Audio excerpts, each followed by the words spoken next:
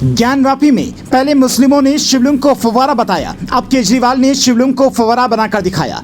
जब योगी का था मथुरा पर ध्यान, G20 की तैयारियों में जुटे थे मोदी, इधर केजरीवाल बनवा रहे थे दिल्ली में शिवलिंग। एयरपोर्ट पर विदेशी मेहमानों को पहले दिखेगी ये तस्वीर, पढ़े लिखे केजरीवाल को क्या सनातनियों से है नफरत।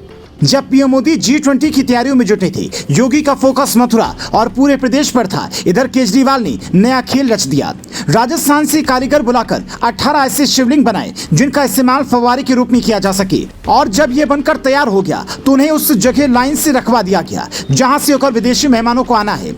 और जब बवाल मचा तो केजरीवाल ने तुरंत कह दिया कि सौंदर्यीकरण का काम तो दिल्ली के उपराज्यपाल VK सक्सेना ने करवाया है। इस पर सवाल उनसे ही पूछिए, हम आपको दिखाते हैं कि कैसे केजरीवाल का इनकार एक तरह का झूठ का पुलिंदा है। ये ट्वीट 29 अगस्त का है जिसमें केजरीवाल लिखते हैं, पिछले कुछ हफ्तों से दिल्ली के विधायकों, पार्षदों और सफाई कर्मचारियों ने खूब मेहनत करके दिल्ली को चमका दिया है। PWD, MCD एवं अन्य विभागों के इंजीनियर्स और कर्मचारियों ने भी खूब मेहनत की है। ये सफाई केवल G20 के लिए ही नहीं होनी चाहिए, अब हमें हमेशा दिल्ली को ऐसे ही साफ रखना है, यानी अच्छे कामों का क्रेडिट अपना और हंगामा करने वाले कामों का क्रेडिट तुरंत LG को दे दिया। ऐसे में सवाल ये कि क्या किसी प्लानिंग के तहत ऐसी तस्वीर बनवाई गई? क्या केजरीवाल को सनातनियों से नफरत है, इसीलिए ऐसा करवाया गया? एक एक सवाल का जवाब समझने की कोशिश करते हैं, लेकिन उससे पहले ये तस्वीर ध्यान से देखिए और समझिए कि देश किस ओर जा रहा है। दिल्ली के पालम एयरपोर्ट पर ऐसे 18 शिवलिंग नुमा तस्वीर लगी हैं जिन्हें फव्वारे के रूप में दिखाया गया है। हिंदू समाज इस बात से नाराज है कि आखिर इतना बड़ा महापाप किया किसने? क्या केजरीवाल ने अपना वोट बैंक बढ़ाने के लिए शिवलिंग को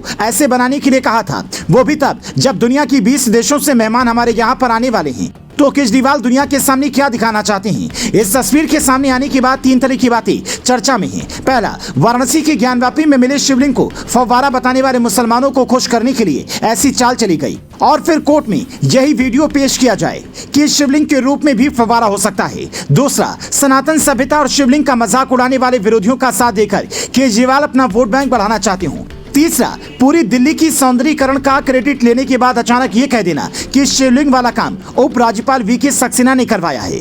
बीजेपी को बदनाम करने की साजिश हो सकती है, क्योंकि उपराज्यपाल को केंद्र से ही नियुक्ति मिलती है।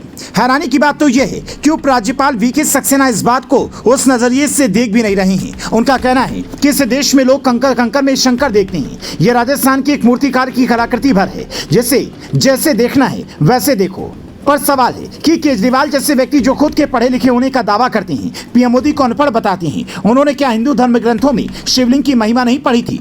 आज अगर इस तस्वीर का विरोध नहीं हुआ तो क्या पता कल को शिवलिंग जैसी आकृति की कई चीजें आपको देखने को मिल जाएं।